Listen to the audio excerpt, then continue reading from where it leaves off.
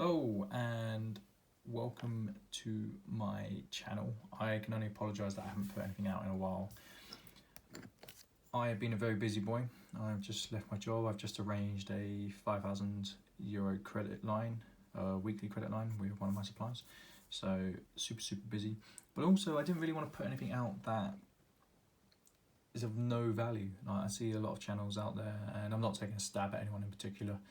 That's not my style, but I see a lot of channels they're putting out faff. There's no value creation. There's no good content. Like, oh, why not buy silver or blah blah blah. And I don't think that's the route that I particularly want to go down. I want to be someone who provides to this community rather than just putting out my opinion on X, Y, Z and putting out a video every day that isn't adding anything. So what is the topic that I'm going to cover now? Like, after I finished the mini tutorial, I had a lot of people say to me, hey, I'm really appreciative of what you put out. Can you do anything else? Okay, I've only got 150 odd subs, so I'm very appreciative of that. But let's grow this channel, and I think that today I want to talk about money. Money, men, and the masters of the universe. That's what I'm going to title it. It sounds pretty decent. And it's not going to be completely off the bat. Like, I will be doing a diagram like I did last time, but I need to go through some other stuff, which will be on my laptop. So I will literally not copy and paste, but I will draw it. So, money men and the masters of the universe.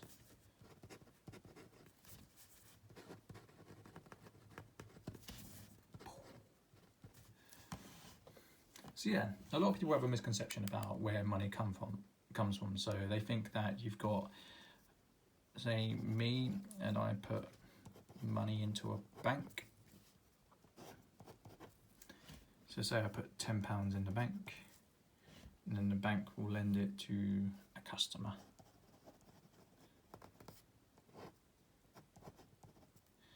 So they will pay me in return interest. The bank will loan a customer, and the customer will pay more interest. That's what people think. So misconception.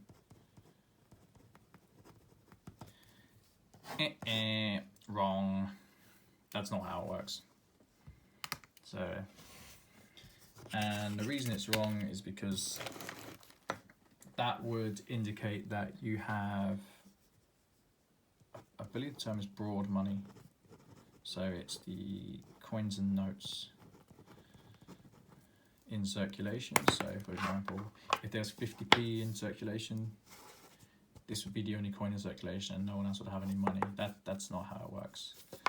As we know, some people value coins differently. £2 coin, maybe this is worth a bit more than fair value.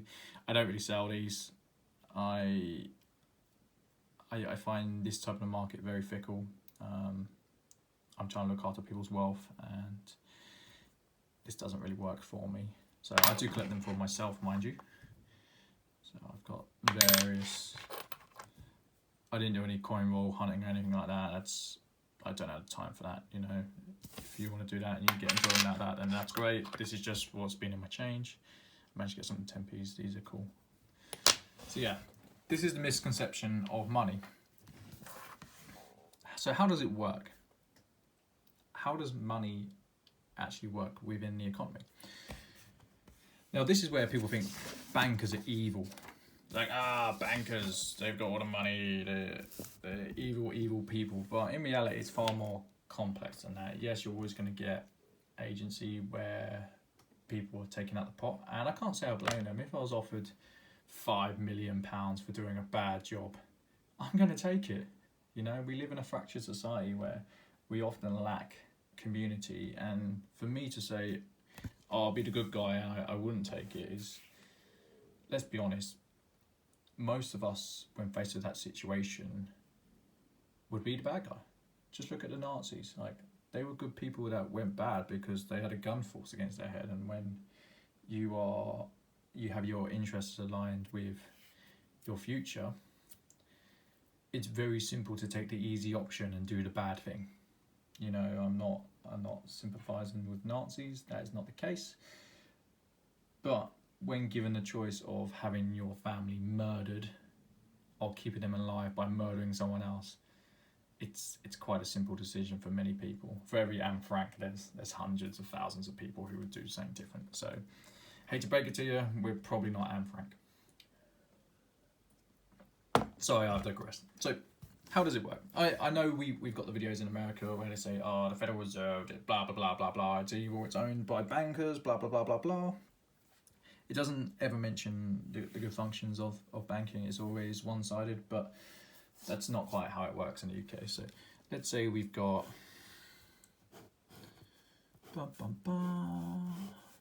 Just, by the way, I actually studied art, as you can see, and I failed it. So, BOE.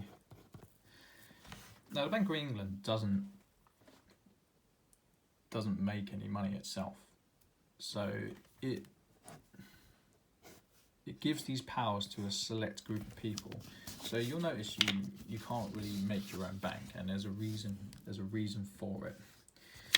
Because the bank grants these special powers where individual banks such as HSBC, RBS, Santander is one of them. I think Halifax is part of this one. NatWest, maybe? I know NatWest is part of a group of banks. So these banks will... Sorry, Mum, I'm filming. Sorry? I'm filming. Oh, sorry. Sorry about that. These banks will have the ability to create their money, and they will... Sorry, that's really thrown me, my mother coming in. So, these banks will have the ability to create money. They will have to keep a minimum reserve, but they rely on fractional lending. So say for example they have to keep a minimum of 10%. If they receive £1,000, they can lend out 900, and then it'll be 810, and then 720, and then so on, so on.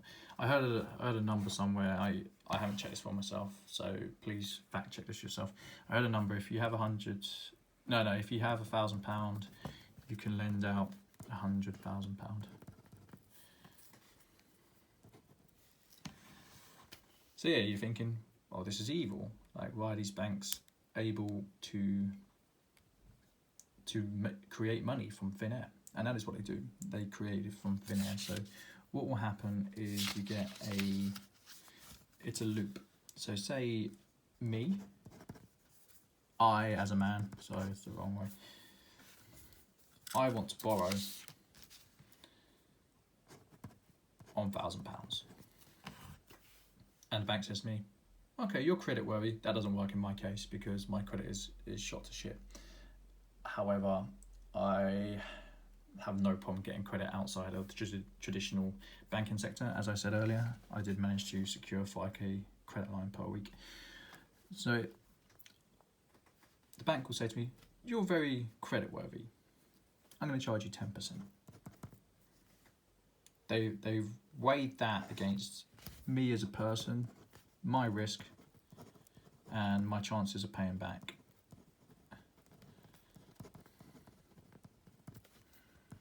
It won't be as simplistic as this, but let's say, for example, I pay back...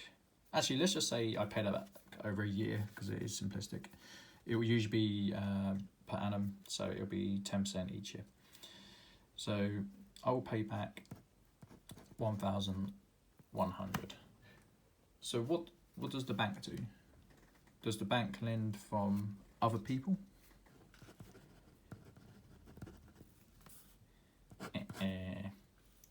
It opens up a... Just need to remove my camera.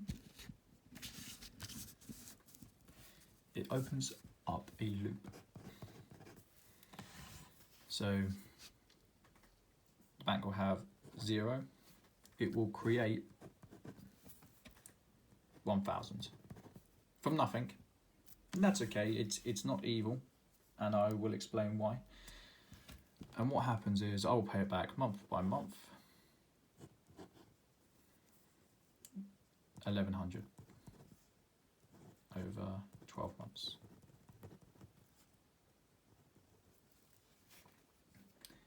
Every month I pay it back, the loop closes, and by the end of it they will have 100. So this is their profit.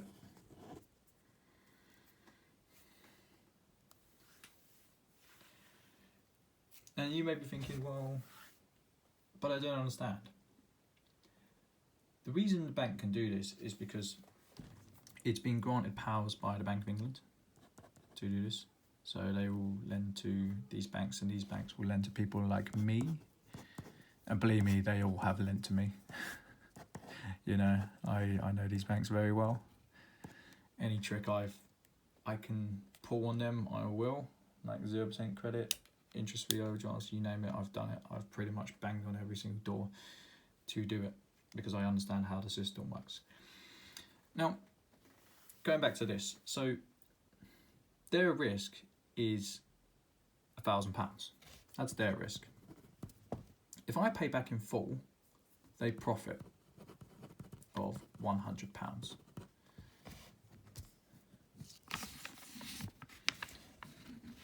So they're not evil. They're creating money, yes, but they're creating money for people like me. It often gets taken out of context when you have a massive crash, and people say, "Oh, well, the bankers did this, the bankers did that." No, the bankers didn't do this or that. The bankers are aligned within their own self-interest to make money. That is their role. They are bankers. They provide the lubrication of society by the mechanism of lending money. And we're not talking about the era of gold and silver. You know, I believe in gold and silver because you cannot increase the money supply. But if you don't increase the money supply, then society falls apart.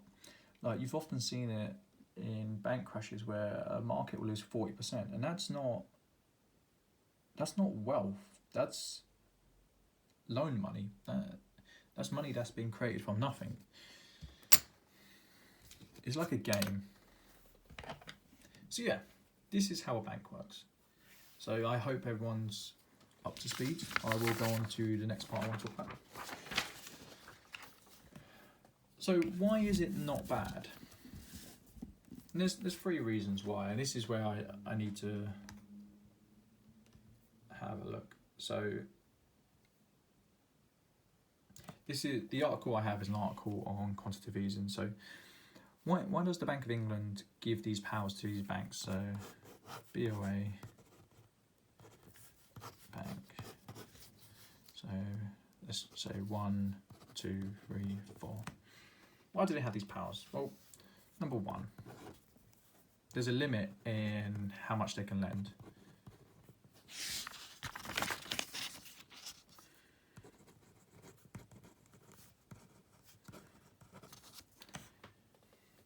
And this is the thing that I find really funny. When people say, "Oh, bankers are evil," there's only so far they can push the system.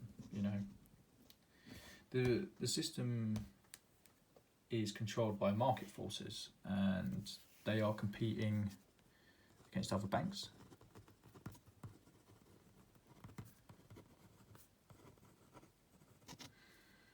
It's also, they are constrained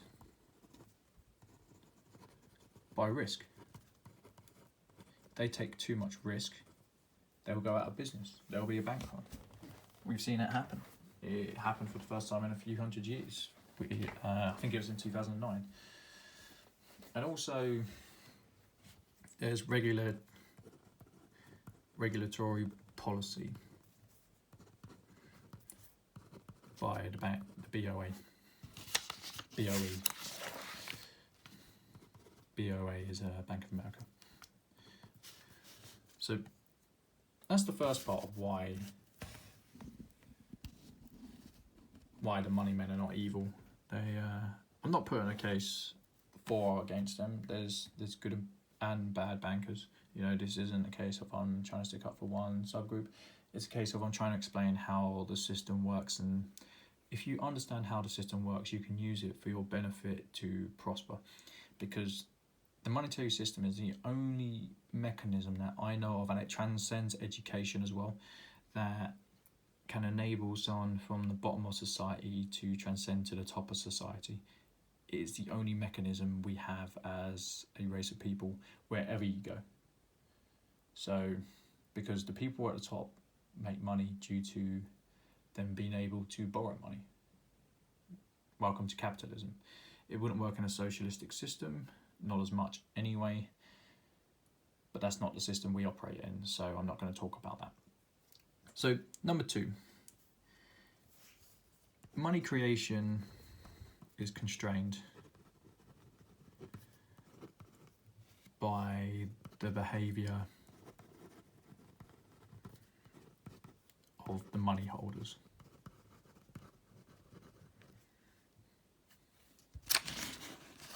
You might be thinking, well, what does that mean?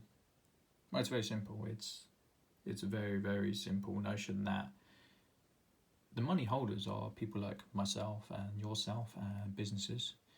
Banks are not going to create that money if there isn't a need for it. They will go through their checks, but they're not creating money for no reason. They're doing it so they can lend on it and they can make money in return. And this is where a lot of people get credit wrong. I try to explain to people that credit is a very, very useful tool. Unfortunately, some people will use it to cut their fingers off, whilst others will build grand structures from it. It depends how you use it. So if the behaviour of the money holder is, I'm going to borrow money to make money, which is very feasible, pretty much every business in the country has done it, unless they're severely old school and they're run by a generation of people who were probably around when the gold standard was still around. I will explain that in a minute. Then this is the function of the banks. However, if the money holders are taking out credit cards and store cards and they're spending it on shit, then they're going to have their fingers cut off, and quite rightly so. You should never live beyond your means. It's the path to ruin. Now, also a very interesting point is that people say, the banks are evil because they can create money. Well, that's not true, because I can create money. I just take out a loan. Am I more evil than the bank, or am I on the same level footing? It all depends how I borrow the money and what I do with it. So I can literally, if I want to borrow £20,000, I can create £20,000 out of thin air. It's really funny as a child, you say, money doesn't grow on trees. No, it's much more absurd. If I pay that money back, then I destroy that money. Number 3. The ultimate constraint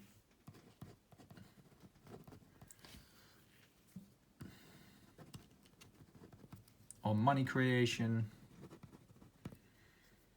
is monetary policy. What this means is interest rates. The Bank of England will let the banks fight out between themselves. They will constrain this via interest rates. So if they put rates up, then borrowing goes down. Unfortunately, they can't do that at the moment due to quantitative easing. So I will talk about quantitative easing in another video. I don't think it's fair to jump straight into it. A lot of people don't even understand what it is.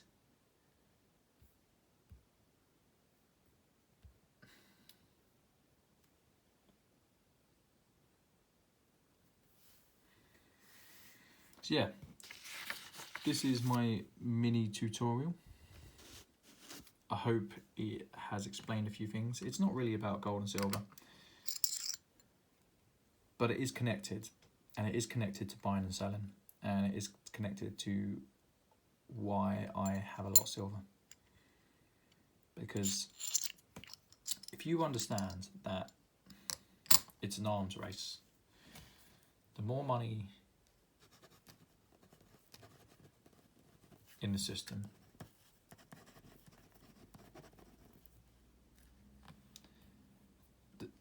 The more money in the system creates more inflation. So if you got assets, your assets go up in price. It's not because your assets are made money, it's because your money can now purchase less. That makes me sad, you know, because it means that the people at the bottom of the pyramid, let's say this is wealth, poor, rich. It means that the money gets siphoned to the top. And the reason it gets siphoned to the top is because that the more money in existence, the more money the banks put out. Goods and services go up in price. Wages don't, because the rich men control this. Doesn't make them bad people whatsoever. It's just the way the system works. Money gets siphoned to the top. So I hope you've enjoyed this video. I will put out another few tutorials. It is quite a complex topic. I'm hoping to put it in a way that everyone understands. Take care, guys.